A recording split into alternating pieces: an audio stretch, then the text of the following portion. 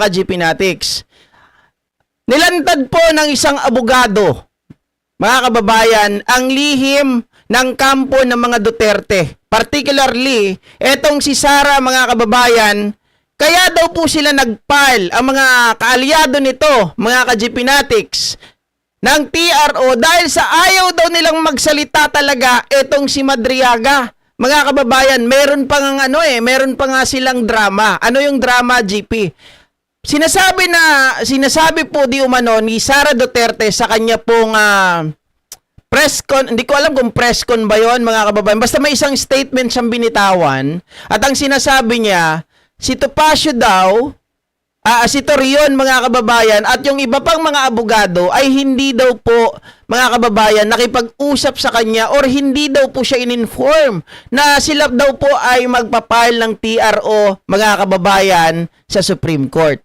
Ay, talaga lang hindi kami pinanganak kahapon, Sara Duterte, na hindi ka kinausap or baka sa pagkakaalam namin, ikaw pa nga ang nag-utos sa mga ito para sabihin lang nila na palabasin. Ito ay ginagawa namin bilang isang taxpayer. Wow! Pakinggan natin, mga kababayan, ang pahayag ng isang abogado hinggil sa bagay na ito. Ano ba talaga ang kinakatakot, mga kababayan, ng grupo ni BP Sara Duterte? Bakit kailangan nila ngayon rush na pumunta sa Supreme Court, mga kababayan, para humingi po ng motion for certiorari at ng kanilang TRO? Hello po sa lahat ng mga nakikinig. O, tsaka taga dyan ka lang, malapit ka lang, ilang kanto ka lang naman. Of course, sobrang lakas mo sa akin. Sobrang lakas ng ng show na to eh. Ayun na nga, Attorney Jesse, ano pong take nyo? Yun nga, pumunta yung mga abogado ni VP Sara Duterte sa Korte Suprema para nga questionin yung isinasagawang mga pagdinig sa House Committee on Justice. Well, nagpaparinig na syempre yung legal team naman niya, si Attorney Sheila Sison, Attorney Michael Powa, nag-press con sila.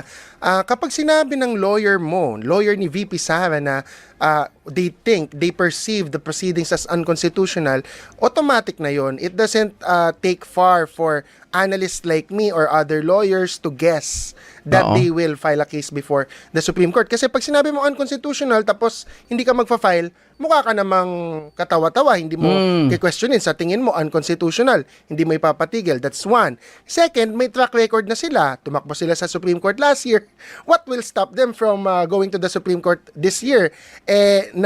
Nasubukan na nila, nagwagi sila, and I think sa opinion nila is pabor sa kanila ang mga magiging desisyon ng Korte Suprema. Sana hindi. Sana this time magbago. With all due respect to the Supreme Court, they are of course our erudite and well-learned leaders and lawyers na naging justices, pinagkakatiwalaan in interpreting the most fundamental law of the land, but they are still human beings. And we are still in a Republican democracy where it is not only the rule of law.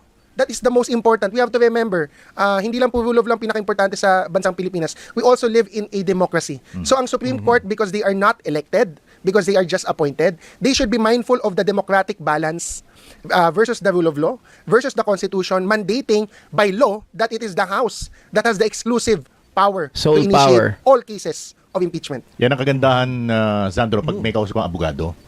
Yung pagsasalita pa lamang. Hindi lang po, mga kababayan, exclusive power.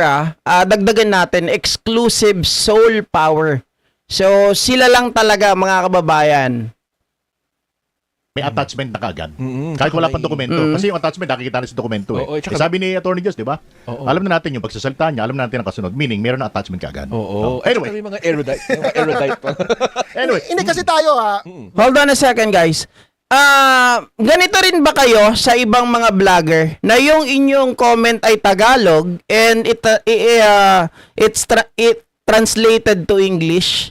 Hindi, gusto ko lang tanungin bago natin tuloy ito, mga kababayan. Ako, sorry, pero medyo naguguluhan ako minsan. Sabi, kagabi nga, nagulat ako. Sabi ko, teka lang, lahat ba ng dito, lahat ba ng viewers ko ngayon, smoking dollar na? Sabi ko, ganun pa, parang biglang-bigla, lahat na lang naging English. Sabi ko, ganun. Taga saan ba lahat ng mga to? Nasa abroad. Hindi ko alam ako nga kasi hindi pa ako nakakakita ng ibang vlogger, mga kababayan, that your comment was already translated in English. No, hindi ko alam kung same lang or dito lang sa end ko ito kaya ganon ang nangyayari. I don't know. Hindi ko po alam. Medyo bata-bata tayo. Of course, baka sabihin ng mga ibang abogado, sino ba tayo para magsabi sa Supreme Court na sana mag-exercise sila ng judicial restraint. Sana i-reject nila itong TRO tsaka petition because undemocratic yan eh. Kapag in-strike down ulit ng Supreme Court for the second time itong impeachment, parang wala na, baliwala na yung impeachment. Doon na nga pupunta yung tanong ko, Attorney Jose. Yung sinasabi mong judicial restraint. Doon sa nauna na impeachment last year, no?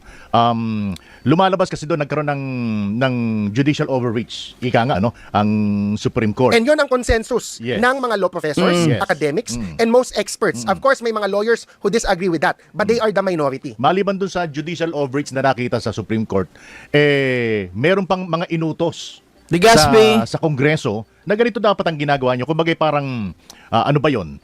Judicial legislation. Dinadagdag sa Correct. Constitution yung wala sa Constitution. Correct, that's correct. Possible kaya Encroachment. nangyari ito? Ang tawag Dapat doon. hindi kasi nga ito namang sinusunod ng House. Si Congresswoman Jervy Luistro is one of the best chairperson ng any committee na napanood ko. This is with all objectivity and without any bias. Kahit syempre lahat naman tayo bilang tao may biases. Pero kapag tinitingnan ko talaga objectively, napakaganda, napakagaling ng pag-handle niya ng committee na yon. And she is following the rules strictly to the letter. Kaya nga tayo mismo, kahit ako abogado, nakita ko na impeachment ni Erap, nakita ko yung impeachment ni Corona, si Congressman Paulo Marcoleta, di ba? Binida niya. 24 years na daw siya sa House. Wala naman daw siyang na-encounter na sufficiency in grounds. Because si Kong Jervy Luistro, dahil sinabi ng Supreme Court sa decision, due process, follow the rules, follow your own rules sa House. Binasa yan ni Kong Jervy, sinusunod niya to the letter. Each letter, each paragraph, each rule. So, lahat ng ginagawa nila ngayon, by the book. Itong mini trial, tanungin nyo ako later, di ba? That is nonsense, that is a distraction. That is not a good basis to question na unconstitutional yung impeachment sa House because they are following the Supreme Court decision. Ano ba yung utos ng Supreme Court decision? In very short summary, ano yung essence niya? Give due process kahit sa House pa lang. Hindi sa Senate lang ang due process. Kailangan may due process din sa House. So sabi ng House, okay, pakinggan natin si VP Sara, bigyan siya ng opportunity to be heard. Isampina natin yung mga complainants and their affidavits or annexes or their witnesses. Let's give everyone due process. Yung nangyayari ngayon, nakalapat ba yan doon sa kung ano yung inutos ng Supreme Court sa Kongreso? Kaya yan yung sinasabi kahapon, mga kababayan, ng isa ring abogado, no? I believe si Attorney Mel Santa Maria. Sinabi niya na ito yung hinihingi. 'Di ba, inisa-isa natin 'yan. Mismo nga ang Supreme Court ang nagsabi, mga kababayan, nung kanilang compliance, 'di ba, kailangan ma-comply daw ng House of Representatives ng Committee on Justice yung paglatag po ng mga aligasyon laban kay BP Sara Duterte and give her a chance to answer those allegations. Now, binibigay na ito kay Sara Duterte, mga kababayan. Pero sila po yung tumatanggi. Sila po yung gumagawa ng paraan para parang i-skip yung bagay na yon by using their reply ad cotelem. Ngayon, mga ka-GPnatics, dahil nga nakita ng Committee on Justice at ng mga members na teka, parang hindi naman sila sumasagot. Ang ginawa nila, mga kababayan, instead na sumagot sila sa mga bagay na hindi naman dapat sagutin ng members ng Committee on Justice, kasi nga wala naman din silang pwedeng i-reply doon sa sagot ni BP Sara Duterte kasi yung answer nila is like not answering at all.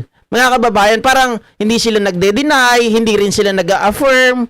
So sabi ng mga members, ano na lang natin, i-waive na lang namin yung aming pagsagot kasi para dumiretso na i-identify na, determine na yung kung sufficient yung grounds. Ngayon, mga kababayan, sa paghingi po nila ng tulong sa Supreme Court gamit ang kanilang mga kaalyado na kesyo di umano ay hindi daw alam yan ni BP Sara Duterte. Salamat daw dun sa mga independent friend lawyers, mga ka-GPnatics. Pero sabi ni Attorney Mel Santa Maria, mukhang malabo yan. Mukhang hindi sila pagbibigyan ngayon ng Supreme Court kasi yung hinihingi na compliance ng Supreme Court sa kanila binibigay nila step by step. 'Di ba? Walang pinapalagpas, walang pinapaligtas. And now, magsisik kayo ng help na naman? yung spirito na magbigay ng due process. Kasi ang due process, kapag sinimplify mo, it is the opportunity to be heard. So, kailangan mapakinggan ka. May akusasyon, mapakinggan ka. Sa fiscal, may ganun Eba din, sir. Narita. Ang House kasi, it's like a preliminary investigation. Correct. Kahit sinong nagkakaso sa fiscal, hindi naman lahat nakasuhan. Pero sa mga nakikinig na nakasuhan na, ang fiscal, pwede yan magtanong ng additional questions, magbibigay ka ng complaint, magbibigay ka ng counter affidavit, yung inakusahan, pero hindi lang yan merely filing. Hindi ka lang Oo. mag-file ng complaint or ng counter affidavit. Pwede kang tanungin ng fiscal, dito ka ba talaga nakatira sa address na to? Kasi may legal element yan. Ito ba talagang identity mo? Ito ba talagang inaakusahan mo? Totoo ba yan? Binasa mo ba tong complaint mo? Those are clarificatory questions which can happen in a preliminary investigation, which is what the House wants to do. They don't want to create a trial na magko-cross-examine, this and that, na full-blown trial. Ang gusto nila, clarificatory hearing. Let's call Madriaga because we have to clarify yung affidavit niya. Let's call all of these Roger documents and Mabait. other witnesses. And VP Sara, if she wants to attend, she can clarify. Then and there, baka ma-dismiss kagad yung kaso. So, yung Supreme Court decision last year requires due process, binibigay lang yun. ng Correct. House ngayon. Pero iba Correct. kasi yung nagiging basa ng kampo nitong Vice President Sara Duterte na, teka muna, parang nagtatrial na kayo, dapat initiation lang kayo ng impeachment. Sa Senado natin dapat gawin yung formal trial. Well, actually, leeway lang nila yon para sa akin, mga ka-GPnatics ha. What you think? 'Di ba? Sa akin, leeway lang nila yon. Gumagamit lang talaga ito ng maruming taktika. 'Di ba? Para sa akin, naghahanap sila ng butas, mga ka-GPnatics, na something na magagamit nila para ma-technical na naman ang ginagawang impeachment laban kay BP Sara Duterte. Because that is the easiest way, mga kababayan, to dismiss the impeachment against BP Sara Duterte. Kasi they all know, mga kababayan, na talagang mapapalaban sila dito eh. 'Di ba? Sa lakas ng mga ebidensya, of course, they will not going to say that na sila ay matatalo. They will not going to say that, mga kababayan, na tawag dito, na malakas ang ebidensya ng prosecutors. 'Di ba? Hindi nila sasabihin 'yan, mga ka-GPnatics. Ano naman 'yan eh, SOP naman 'yan ng mga abogado eh. Kasi kung sasabihin nila 'yan, mga kababayan, sino pa magtitiwala sa kanila? 'Di ba? Of course, they will going to do everything, every resources that they have, especially yung pamamaraan ng technicalities. Sabi ko nga sa inyo, mga kababayan, kapag talo ang kliyente mo, okay? Daanin sa technicality. Yan ang tawag dito, pinaka-brutal na gagawin mo para may panalo yung kaso, mga kababayan. 'Di ba?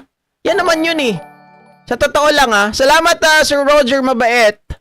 Impeachment. And their only basis for that, one of their basis is because tinatawag daw ng chairwoman ni Kong Jervil na mini trial sa mga interview. Yes. Let's take note, sa interview niya yan sinasabi, hindi sa hearing. Anong difference nun? Sa House, never yan sinabi ni Kong Jervil that we are conducting a mini trial. No, ang sinasabi niya lagi, we are conducting a hearing proper. We are conducting a clarificatory hearing. Sa interview, kunwari pupunta sa inyo dito or kahit sino mag-i-interview, dahil publiko ang nakikinig, layman.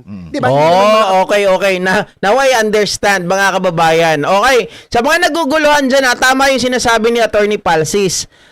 Si Congresswoman Jinky Luistro, as a chairwoman of the Committee on Justice, mga kababayan, hindi niya ginagamit yung mini trial doon mismo sa hearing proper, doon mismo sa Committee on Justice.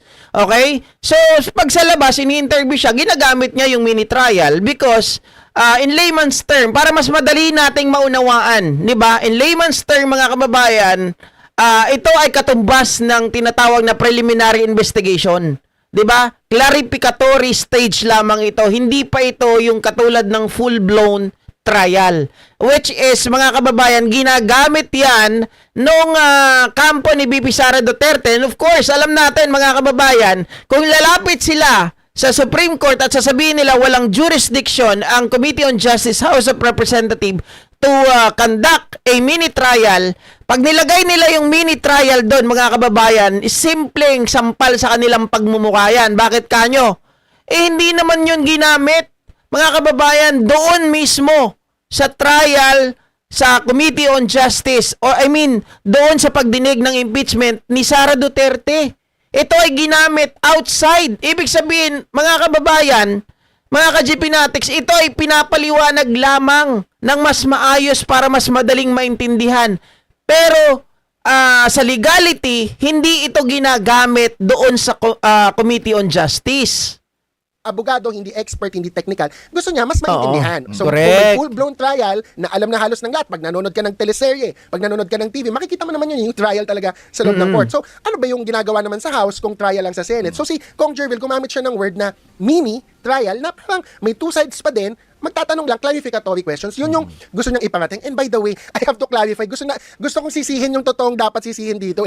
Si Sec Llamas, tsaka ako kaya amin po ako. Kami pong dalawa nagpauso niyan, yung word na mini trial. Nung research ko, parang kami ang nauna dyan. If may nauna pa, pakisabi na lang sa akin. Baka narinig ng ating kongreso. Kung pinick up nila, it's only because para mas madaling i-discuss in public. So, hindi siya Correct. basis. One last point sa akin. Fast forward tayo. Ito bang grupo ni Atty. Eto na. Torion, meron ba silang tamang personality to stand as petitioner sa Supreme Court? Dahil sabi nila, mga taxpayers kami. As I understand, meron palang tamang personality sa tamang kaso na idudugan. Standing. Magandang tanong yan. Meron ba silang standing to question the impeachment case? No? So, hindi kasi si VP Sara or hindi sina Attorney Sheila Sison, Attorney Michael Powa, legal team ni VP Sara ang nag-file. This is Attorney Torion and Attorney Jimmy Bondok, Attorney Vic Rodriguez, among others, no? Parang mga 5 o 8 sila. Tama ka, sir. Wala silang personality kasi hindi naman sila ang personal na nai-injure or kine-question sa impeachment. Of course, ang sinasabi nga nila, taxpayer sila, waste of taxpayers' money daw ito. But we should remember, kahit po may oil crisis, ang naratibo kasi na gusto nilang iparating, bakit daw nagfo-focus sa impeachment? Meron tayong emergency. Yan na, mga kababayan, yung kailangan i-pick up natin doon na hindi naman nai-injure itong mga ito. 'Di ba? Taxpayers, yan ang sinasabi nila eh. We as taxpayers, kailangan namin mag-file ng TRO dahil inuuna ninyo yung impeachment. Ang dami nating problema, meron tayong oil crisis. Again, mga kababayan, yung mga abogado na yon, nakita natin halos lahat abogado yun eh. Mga ka-GP Natics, hindi sila nai-injure dito. Okay? Pero ginagamit nila yung salitang they were a taxpayers. That's why they did an initiative, mga kababayan, to file a TRO para mapigilan yung pagdinig laban kay BP Sara Duterte. Pwede naman po mag-multitasking. Pwede naman po yan correct, magsabayan. And by the way, to address the oil crisis, sino ang may toka? Presidente. Executive. To implement, address the oil crisis. Sino may toka sa impeachment? Legislative. So walang kinalaman. And by the way, our legislators also passed bills to grant the president emergency powers na pagsabay. So, walang kinalaman yung impeachment dito sa addressing the oil crisis. Kung yun ang basihan nila na it's a waste of taxpayers' money, mahina na argument yun, with all due respect to them. So naniniwala rin kayo na diversionary tactic lang ito? Diversionary tactic kasi, hindi lang diversionary tactic. They want to suppress accountability. Correct. When you stop impeachment proceedings, that is the consequence. Because may pananagutan, may question, may hanging question. Pag hindi yan hinayaan tumuloy, wala nang sagot. Anong kasagutan? That is why may People's Court. May movement ngayon na, regardless kung matuloy ang impeachment or ipatigil ng Supreme Court or tumaas sa Senate, may parallel proceeding, which is yung civil society, yung mga leftists, yung mga progressives, NGOs, gagawa ng People's Court. Kasi kung hindi na naman yan hahayaan ng Supreme Court na tumuloy, ano pa ang recourse ng taong bayan para makuha talaga yung sagot sa mga katanungan na ngayon still hanging. How can you spend 125 million in 11 days? Saan napunta yung 625 million? By the way, hindi lang 2 million compared to billions or trillions. More than 8 billion ang kine-question dito kay VP Sara in total doon sa articles of impeachment last year. Yun nga, mga Mama Eva Narita, alam naman natin, di ba, sinasabi nila sila ay taxpayers. Although, sabi naman ni Attorney Jesus Palsis, hindi naman sila injured dito, mga kababayan. And we are not born yesterday. Alam natin yan, na itong bagay na ginawa nila to file a petition, mga kababayan, before the Supreme Court, hindi yan dahil talagang taxpayers sila. Di ba? Hindi dahil doon. It is because, mga kababayan, ito ay maliwanag na talagang tuta sila ng mga Duterte. Di ba? There are a lot of things na pwede naman nilang gawin. Bakit napaka super VIP naman ni Sara Duterte? I mean, may mga pinapile din naman na kaso laban sa ibang mga tao. So, bakit hindi sila nag-i-intervene? Bakit hindi sila, mga kababayan, ay pumupunta sa gitna para itong mga bagay na to ay matugunan or kaya mahinto pansamantala? Di ba? Bakit kay VP Sara Duterte pa? And it appears na talaga naman, mga kababayan, it is because of the connection. It is because it appears that they were like paid, di ba? By the Dutertes. Kaya ganito sila. Or, mga kababayan, we can say na ito mga to, in return, okay, they did it. They file a TRO before the Supreme Court, mga kababayan, in return of something in the future. I don't know. Yan na yung kumbaga para sa akin, malinaw na isang opinion, mga kababayan, na they can use it or they can utilize it in the future. 'Di ba? Na maaring ito, pag kinailangan ka namin because we help you a lot. 'Di ba? So baka pag takbo mo bilang presidente, o kami ay madala mo, mabitbit mo, or kami ay isa sa mga mapili mo bilang yung Magic 12, something like that, mga kababayan. Pwede 'yun, 'di ba? At kung ito'y pagpagbibigyan ng Korte Oo. Suprema, hindi pa ito magiging masamang president? Kasi nga, darating ang panahon kapag merong opisyal na kini-question o sinampahan ng impeachment complaints, pwedeng kahit sino magpunta sa Supreme Court para sabihin, ay, inaaksayan nyo lang yung taxpayers' money. Taxpayer ako. At the level of the House, no, we should remember ang House members, mga congressmen yan, they are the most connected locally sa kanilang mga constituents. So they're actually very representative. Hindi naman yan gagalaw sa impeachment kung hindi nila represent yung voice of the people sa kanilang district. Correct. So, in the future, parang baliwala ng impeachment. Kung gusto ng mga tao, malaman ang tanong, malaman ang sagot sa isang tanong, panagutin ang isang tao. Kung may explanation, di-dismiss naman yan eh. Ma-acquit naman yan eh. Pero parang wala nang uusad kung i-grant ng Supreme Court. So, ako, I expect actually, with all due respect to the Supreme Court, I think they will dismiss. I think they will not issue a TRO, hopefully. But of course, they can surprise me because, again, I go back to my original point. The House is just following the Supreme Court's decision. So, there is no reason for the Supreme Court to stop the House. Amira because it is Donato. the Supreme Court that told the House, follow your rules, give due process, and follow everything to the letter. Worst case scenario, legally and morally. Worst case scenario, well, again, if a TRO, i-void na naman yan ng Supreme Court, then we will have maybe a constitutional crisis. If hindi, if the House will capitulate, then dead letter law ang Article 11. Parang pinawalang bisa na ng Supreme Court ang Article 11 on accountability and the rules on impeachment. Wala nang may impeach. I see a future where the Supreme Court justices or one of them, baka silang kasuhan ng impeachment. Because it is too much, if ever. Kapag pinatigil na itong pangalawa, last year, technical, procedural, ngayon, substantive na yan eh. We are in the heart of the issue. We are in the heart of the question. Ano yung heart? Pwede mo bang ipasabpina itong mga additional documents? Actually, hindi naman siya additional eh. Nanto na siya sa complaint. Gusto lang makita, maklarify ng House members. Okay, totoo ba itong lahat na attachments? Totoo ba Oo, pero yan ay ginagamit din, mga kababayan, ng kabilang kampo. Paano? Ang ginagamit nila, this is, they called it a fishing expedition. Kasi nga, sabi nila, paano hindi magiging fishing expedition? Okay, hindi kumpleto yung inyong mga paratang dahil wala naman kayong mga ebidensya. Nangihingi pa kayo, pinapasabpinan nyo pa lang yung mga dokumento or yung mga ebidensya na gusto nyo na makuha. Well, mga kababayan, alam naman natin, the policy na meron po ang, di ba, bank secrecy law. Alam din natin, mga kababayan, yung mga SALENS. Di ba? Kasi ang SALENS, mga kababayan, hindi naman dahil nga doon sa presidential, basta yung sa inilabas ni Digong dati, na hindi na basta ito mabubuksan without the consent of the said person or the owner of the said account. 'Di ba? Mga kababayan, now the only way is that magkaroon ng impeachment at ito ay mawi-waive na yung karapatan. Magiging exempted na, mga kababayan, pag merong impeachment na nangyayari. At ito ay malayang babuksan ito ng ombudsman at ipakita ito sa publiko. Yun lang ang kailangan naman natin eh. Yun ang kailangan ng House of Representatives, ng Committee on Justice na ilatag lahat kung mayroon ba talaga. Eh bakit sila natatakot kung wala namang problema? Bakit nila hinaharangan? 'Di ba?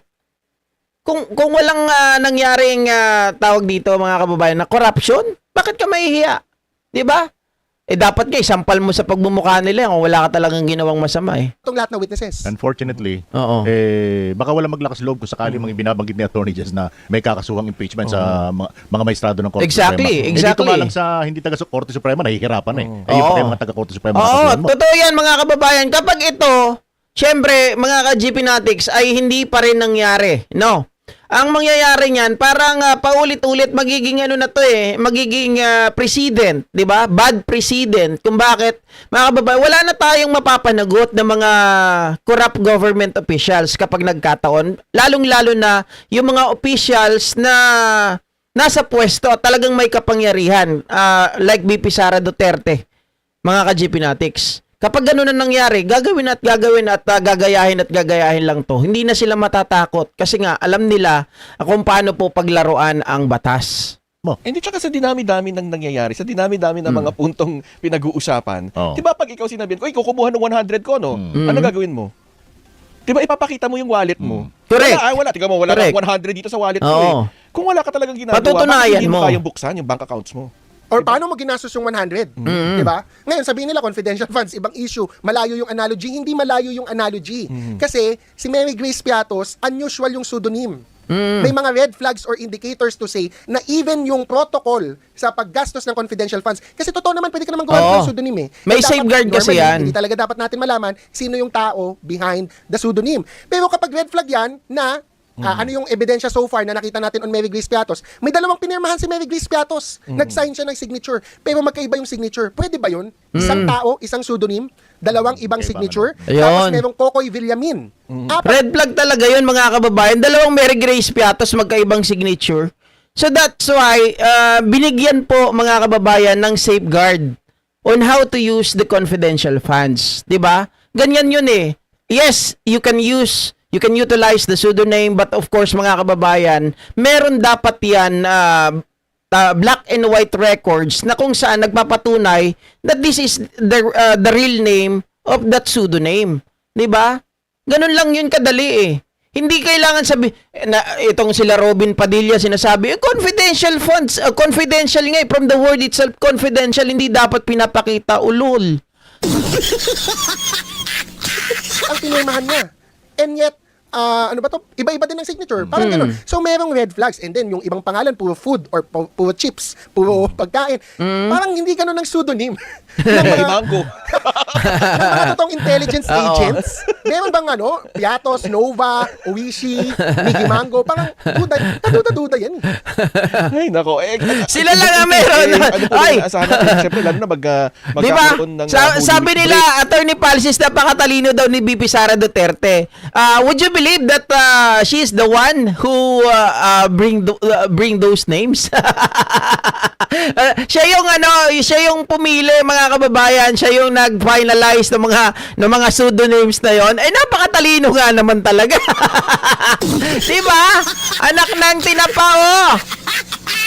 At April 19, mga second week pa ng April or Sally so, Rugay. yung mga susunod na pagdinig. Maaga talaga nila yan, final yung TRO. Kasi April 14 ang susunod na hearing. Ano ang mangyayari sa April 14? Eto na. Yan ang tunay na dahilan. Ba't sila nag-file ng TRO? Eto na. Ayaw nilang mag-testify or marinig si Ramil Madriaga. Ala ka! That is it. Nangangatog si VP Sara dyan. Nangangatog! lahat ng kanyang mga kaalyado. Oo. Yan ang pinaka-isa sa mga smoking gun, if ever, kasi makikita mo sa affidavit niya, which gusto lang i-clarify or i-confirm ng House. Bakit i-clarify or i-confirm? Kasi nga nasa BJMP eh. So gusto Oo. malaman ng House members for themselves, personally, Ramil Madriaga, totoo ba? Ay, wait guys, baka pwedeng manghingi ng konting likes, mga kababayan. Pabutin lang natin kahit na mga 500 o kaya sabihin natin 400. Okay na ako doon. Thank you so much. May ginawa kang affidavit. Oo. Sasabihin ng mga DDS, sasabihin ng mga ano ni Sara, wala naman yan sa evidence. Meron, nandun. Naka-attach na sa impeachment complaint yung affidavit ni Madriaga. The House members just want to confirm kung totoo ba na may affidavit na ganun si Madriaga from the own mouth of Madriaga. Pero takot na takot yan si VP Sara because it is only Madriaga that can provide the missing link. Oo. What is the missing link? How the 125 million in confidential funds were spent in 11 days. Nasa affidavit niya yun. At And they don't want us to hear that. At connected din po kaya ito doon sa lumabas na Pulse Asia survey na 51% yung nagsasabi na may distrust sa pangalawang Pangulo kay VP Sara Duterte. Ayun nga, 'di ba? Ano 'yon? Groundbreaking yung survey na 'yon kasi nakikita natin kung hindi mo pala pagkakatiwalaan si VP Sara, ang pinakaunang dahilan is because may mga aligasyon o sangkot siya sa corruption. So, sa aking opinion Damocles sword or damned if you do, damned if you don't to kay VP Sara. Kapag hinayaan niya yung impeachment case, syempre, lalong maririnig yung mga akusasyon tungkol sa kanyang pagsangkot sa korupsyon. Pero kung hindi niya ipatuloy, damned if she does din. Kasi, lingering yung question na may aligasyon, hindi mo naman sinasagot. Sabi mo, gusto mo ng bloodbath. Sabi mo, in the proper venue. Ito na ang proper venue. Ito na ang proper time. Nag-antay na tayo ng 1 year. Kailan namin maririnig ang paliwanag? Tama yun, mga ka-GP Natics. Ako naniniwala doon. Ang unang-unang dahilan nila na kung bakit ayaw nila na matuloy ang impeachment laban kay BP Sara Duterte dahil kay Ramil Madriaga, number 1 yan. Kasi yung nexus, yung link or missing link, mga kababayan, ay si Madriaga talaga ang makakapagpatunay nun. Pero ayaw itong marinig ng mga kaalyado or ayaw ito, mga kababayan, mailabas ng mga kaalyado ni BP Sara Duterte. And ganito ang mangyayari. Siyempre, mga kababayan, because of that survey, that 51% trust rating, napakababa, 'di ba? Almost 50%, mga kababayan, kasi 51 na yan eh. So 49% ang sabihin natin na wala over 100 over 100.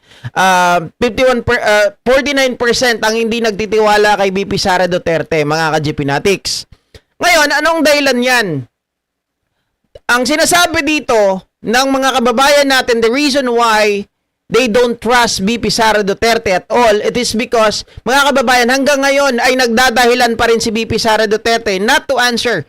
Diba? Ang dami niyang liway, ang daming mga dahilan, ang daming mga palusot para sagutin. Sabi niya, bloodbath. Sabi niya ganon, mga kababayan, they are ready to face the trial. Kahit anong mangyari, mga kababayan, handang-handa na raw sila. Pero ngayon, nakikita natin ang kanilang mga pamamaraan. Hindi po ba? So ngayon, sabi ng mga tao, teka, mga kababayan, mukhang inuunggoy na tayo. Ginagago na tayo ni BP Sara Duterte. And of course, mga kababayan, kung dito pa lang, yung mga tao ay nag-iisip na sila, binabalansin na nila yung kanilang isip. What more? Kung si BP Sara Duterte, mga kababayan, ay pinagpatuloy ang impeachment na yan, proceedings, okay? Nailatag lahat ng mga ebidensya na patunayan ni Ramil Madriaga on how they spent the 125 million, actually, in a total yan ng 625 million eh, di ba?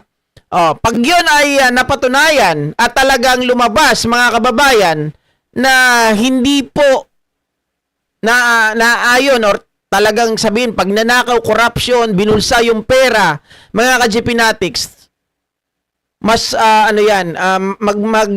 dudulot po ito ng masamang epekto kay BP Sara Duterte. And to the point na mawawala na yung ng tuluyan yung mga tiwala ng tao sa kanya. Baka yung 51% na nakikita nyo na trust rating ni Sara, it could be, mga kababayan, it could lower. 'Di ba? Lilit pa 'yan. Mga kababayan, lilit pa 'yan ng gusto. Kaya 'yan ang pinipigilan nila. Kasi alam naman natin si Sara Duterte is already aiming, mga kababayan, to run for presidency in the 2028 election. Kapag tumuloy-tuloy ito, masisira talaga yung kanyang pangalan. And yan talaga yung iniingatan nila. Iyaan yung gusto nila, mga kababayan, na mapigilan. Nang masira yung pangalan ni BP Sara Duterte. Because pag nasira yan, wala na siyang chance para manalo, mga kababayan, pagdating ng 2028 election. And of course, kapag hindi nanalo si BP Sara Duterte, tuloy-tuloy, mga kababayan, ang kanilang magiging kalbaryo. Bakit kanyo? Sabihin natin, sino bang mga tatakbo ngayon na presidente? Alam ko si Risa Ontiveros.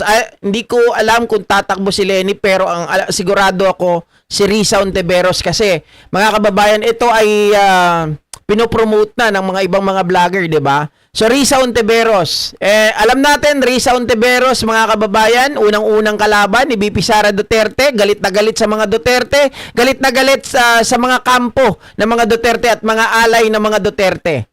So, naniniwala ako na si Risa Ontiveros ay sisingilin talaga at hahabulin etong si Sara Duterte. So, yung kalbaryo nila, mga kababayan, isipin mo pa lang yun.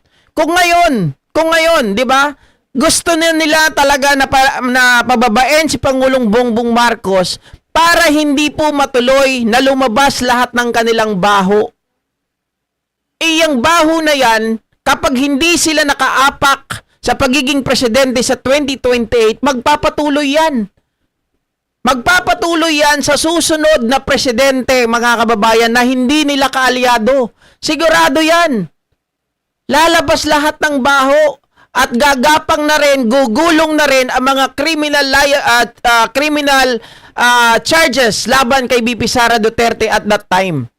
Ang House Justice Committee ay naglabas na ng kanilang statement kaugnay niyang petition sa Korte Yan, Suprema. mainit-init pa yan, kuya. Ang sabi. Hindi daw kayang pigilan ng petition sa Supreme Court ang impeachment proceedings na Correct. ginagawa ngayon laban kay Vice President Sara Duterte. So tuloy-tuloy, kuya. Tuloy-tuloy, Hindi sila itutuloy matitinag. nila. Unless na maglabas na ng TRO. TRO o anumang utos ang Supreme Court, then irerespeto nila ang magiging desisyon ng Korte Suprema. Nasa statement that they will respect a TRO.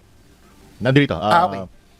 Kasi kung wala, yun nga, pwede kasi magkaroon ng constitutional crisis. So pwedeng gawin na Attorney Jess, pwedeng magawin ng House Justice Committee, magmatigas kung may TRO man, pwede sila magmatigas at ituloy yung kanilang constitutional duty. Well, of course, I would advise everyone to uphold the rule of law, but as a political analyst, not as a lawyer, in other countries, a constitutional crisis can happen when one branch of the government can ignore the orders. Kasi hindi naman yan may enforce eh. Kunwari, if the Supreme Court says TRO, ano magagawa nila if the House continues to hold a hearing? Hindi, ang problema kasi nun, mga ka-GP natin, yes, tama si Attorney Palsis, na pwede nilang baliwalain yung TRO kasi meron naman tayong tinatawag na separation of powers. Kaya lang, mga kababayan, alam natin yung magiging effect niyan, di ba? Magkakaroon talaga ng political crisis kapag nagkataon. Di ba? Mag-aaway-away at magkakagulo. So, better na lang na kung ano yung sinasabi ng Supreme Court, talagang i-uphold na lang natin. Sundin natin kung ano yung sinasabi. Diba? Okay. Sabi So, nga nila, mga kababayan, the law may be harsh, but it is the law. Political, that's not legal. And I'm not saying the House should not obey. Given yung mga argumentong dinala ng Supreme Court, anong possible remedy ng House Justice Committee? Well, the House should answer and request for oral arguments. Ang isa ding mali last year eh. Wala. In fairness and with all due respect sa Supreme Court, legal analysts, academics, professors, and constitutionalists, lahat sinasabi, kung nag-oral arguments, Wala baka... nangyari, di ba? Walang oral arguments last year. Kung nagka-oral arguments, baka mas napaliwanag sa mga justices kasi they can ask on the spot. They can clarify questions on the Oo. spot. Baka maganda magkaroon ng oral arguments this time para naman magkaroon ng clarificatory. Kailangan ba hearing. manggaling ito sa Kamara o pwede mag-initiate dito ang Supreme Court? Moto proprio pwede naman sabihin ng Supreme Court, we set it for oral arguments. But the House, I think, excuse me kung may nakikinig po sa House, pag nag-file po kayo ng response, mag-request din sila ng setting of an oral arguments. Yes, exactly, mga kababayan. Yan yung kulang sa House of Representatives nung nakaraan. Hindi sila nag-set ng oral arguments para kahit papaano, mga kababayan, mailatag nila yung kanilang mga argumento, yung kanilang mga rason bakit kailangan na hindi ituloy. 'Di ba? Yung impeachment trial, mga ka-GP natin. Kasi samantalang kung titingnan natin yung precedents sa mga nangyari in the past, talaga naman, mga kababayan, by a 1/3 ay diretso na kaagad dun sa Senado yung article of impeachment. Pero bakit nag-overreach? Bakit binigyan ng panibagong interpretation ng mga Supreme Court justices yung impeachment, mga kababayan? Pwede ba Ma'am i-deny Allen ng Valencia. Supreme Court yung oral argument? Pwede, pero bakit? This is a big issue, this is a national issue, this is an issue of transcendental importance. Ay kung sabihin din nila na, ang dami-dami problema eh. May oral argument sa April eh. Alam ko may dalawang nakaset. So, isabay na. Pwede pala siya. Tipid yun, di ba? Nag-oral arguments ka na sa ibang kaso. Why not set another one? So yun talagang... So, The Supreme Court has postponed its Baguio session in respect or Oo nga pala, no? in Meron silang deference to the energy crisis as a way to conserve resources, etc. Usually nagbabagyo sila sa summer. At doon ang oral argument. Sabi nila, hindi. Let's postpone or cancel it. Dito na lang tayo sa Maynila mag-oral arguments. Mag-oral arguments ka na sa April. Isabay mo na tong kay VP Sara. so mas madali ngang isabay kasi nandito lang sa Metro Manila, no? I think so. There should be no reason. Ano na yan? Tuhog na yan. Magsasave ka ng resources eh. Nag-oral arguments ka na doon sa iba. Isabay mo na to. Sabi Correct, ni Chairperson Jervy Luistro, binigyan sa kanyang pagbibigay din ang kanilang paggalang sa Supreme Court bilang pinakamataas na hukuman sa bansa. At sinabi niyang susunod naman ang Kamara sa anumang legal na utos na ilalabas ng Korte Suprema. Gayunman, muli din niya giniit na hindi paglilitis yung kanilang ginagawa kundi pagtukoy lamang kung may probable cause para umusad ang kaso sa Senado. Yun. Di ba niliwanag naman yan, mga kababayan, sa opening statement ni Congresswoman Jinky Luistro na sinabi niya, mga kababayan, tinitingnan lang natin dito kung may may rason ba talaga to proceed, mga kababayan, doon sa full-blown trial sa Senado. 'Di ba? We just need to clarify things. This is just a clarificatory stage wherein, mga kababayan, we need to determine if there are probable cause of there is a probable cause to believe, mga kababayan, na magpatuloy pa yung nasabing pagdinig. Hindi naman sinabi na kailangan dito ay full-blown trial, 'di ba? Which is yun yung ginagamit ng kampo ng mga Duterte. Na alam naman natin, mga kababayan, sinabi lang yung mini trial na yun outside the hearing. Let's see. Let's hope. Let's pray. Ang oil crisis talaga, kasi out of our hands naman yan eh.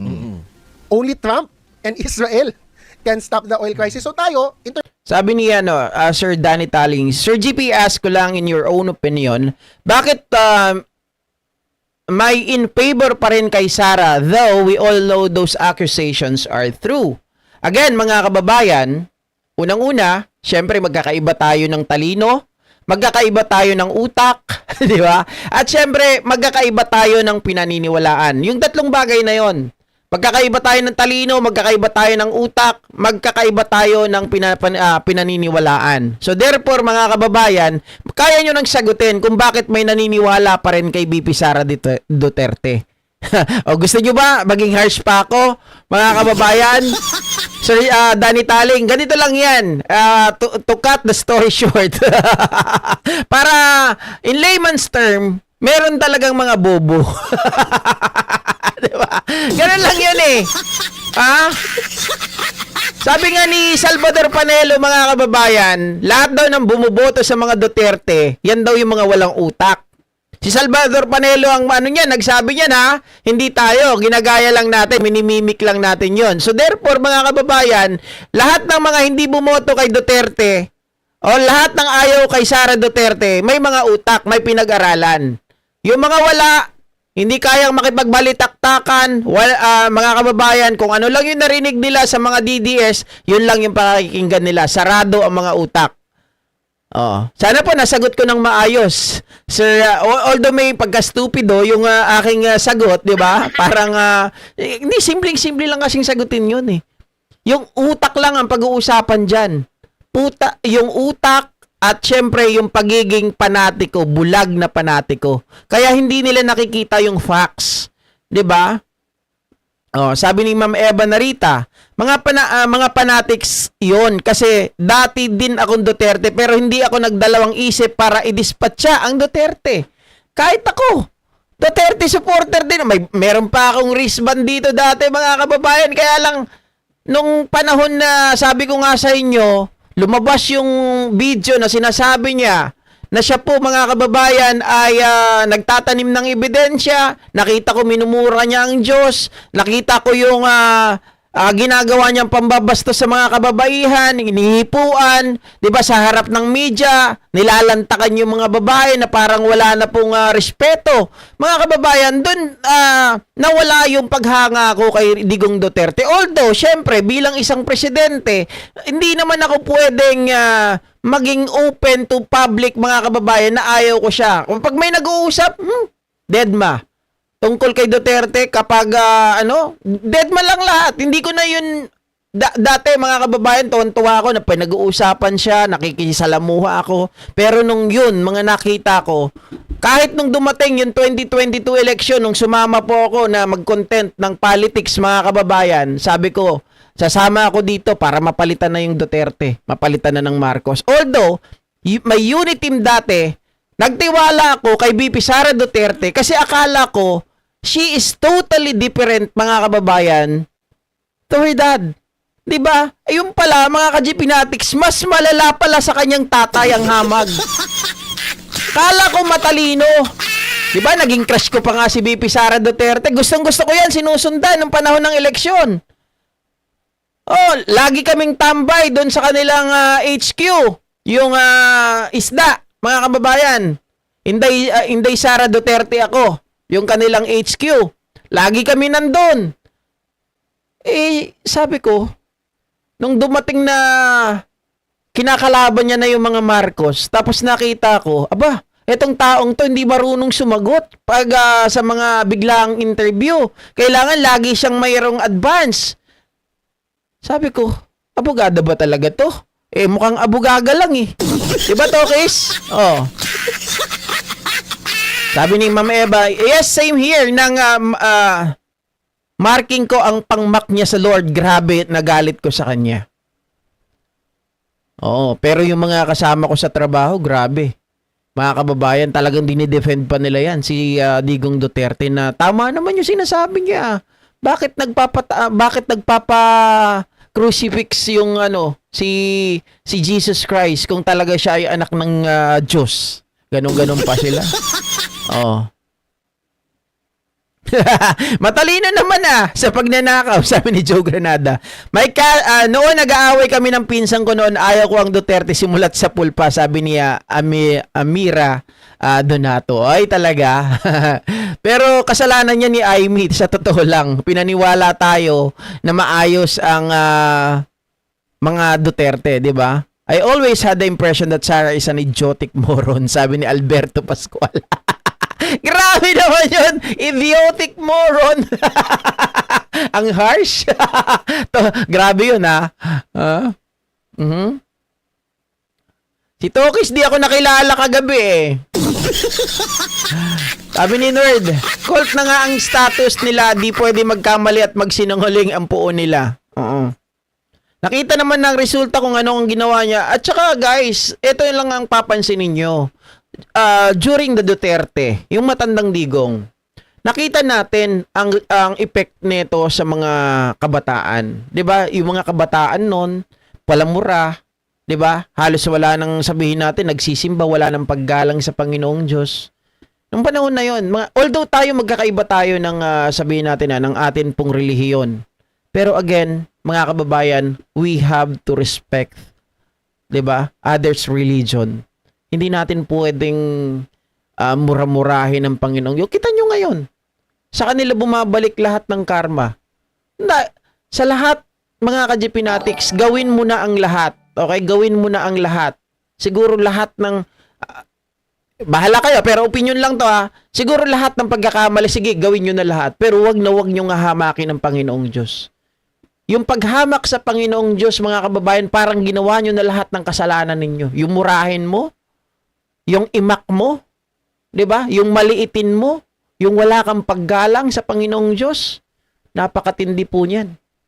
Mga ka-Jipinatics. Sabi nga ni Nerd, buti nga naging BP at na-expose the real Sara. If not, baka irali pa natin for 2028 presidency ang putik na yan. Sabi ni Nerd. Ang problema dyan, Nerd, oo nga, tama, na-expose. 'Di ba? Kaya lang, sa totoo lang, na-expose nga si Sara Duterte, pero alam naman natin ang hirap natin kung paano natin, mga kababayan, idadrag talaga si Sara pababa. 'Di ba? Hindi natin magawa dahil masyadong yung due process natin, yung batas natin masyadong malambot. 'Di ba? At saka mga kababayan, nagawan na nila ng paraan ni Tandang Digong dati bago pa dumating sa point na maging Vice President si Sara. Marami na mga precautionary measures na ginawa si Digong, like yung sa SALN. 'Di ba? Kaya tayo nahihirapan ngayon eh. Kung tutuusin, napakadaling solusyonan yan nung hindi pa nagkakaroon ng executive order para pagbawalan na makita yung SALN. Dati yan, public lang eh. 'Di ba? Ngayon hirap na tayo. Oh. Sabi ni Sally Rugay, lahat ng pamilya ko, ako. Sabi niya lang, ang Marcos, lahat ng, lahat ng share ko sa Facebook, mag-comment sila, nakikipag-away ako sa kanila. Mabuti na lang ako, mga kababayan, sa totoo lang Eto, ang tsuhin ko, sobrang hinahangaan ko. Bakit kanyo? Yung tsuhin ko, Iglesia ni Cristo. Pero yun, mga kababayan, grabe talaga ang galit nun kay Digong Duterte. Grabe ang galit nun kay Marcoleta. Ano pa yun? Ministro. lagi yung nakikipagdebate, mga kababayan, sa mga kapwa niya INC, sa mga matataas yung katungkulan. Ang kulit ng yung chewing ko nung nakaraan, tumatawag kay nanay. Naririnig ko dito, tumatawag, galit na galit kay Marcoleta at kay Digong, pati kay Sara. Oh.